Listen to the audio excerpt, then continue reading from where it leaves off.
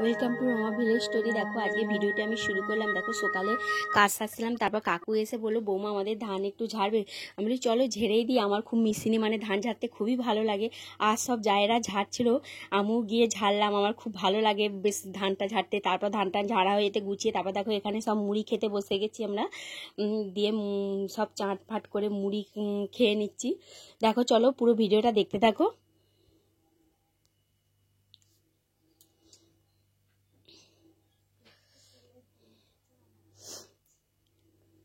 দেখো তারপর মুড়ি টুড়ি খেয়ে আমি দুপুরের জন্য রান্না করে নিচ্ছি। তারপর দেখো রান্না হয়ে গেছে। দেখো আমি মুগের ডাল করেছি, এখানে দেখো মাছের ঝাল করেছি, কাই কাই ভাব।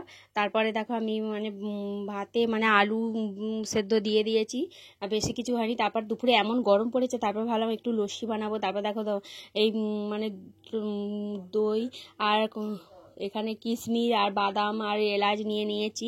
তারপর একসঙ্গে সব দিয়ে আমি মানে একটা দই লস্যি বানাবো।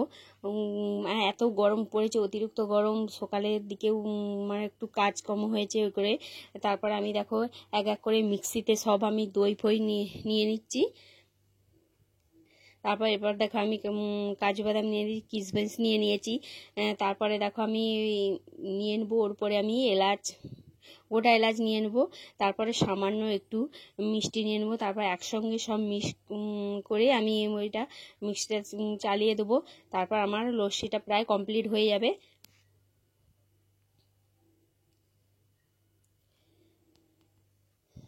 দেখো বন্ধুরা কেমন লাগছে, গরমে দই লস্যি খেতে খুবই সুন্দর লাগে আর শরীরটাও ঠান্ডা হয়। আমি ভিডিওটি মানে অল্প ছোট করেই বানিয়েছি। দেখো আমি ভিডিওটি এখানেই শেষ করছি। যদি ভালো লেগে থাকে একটা লাইক করো, একটা কমেন্ট করো, সাবস্ক্রাইব করো, আমাদের পাশে থেকো। ভিডিওটা দেখার জন্য অসংখ্য ধন্যবাদ।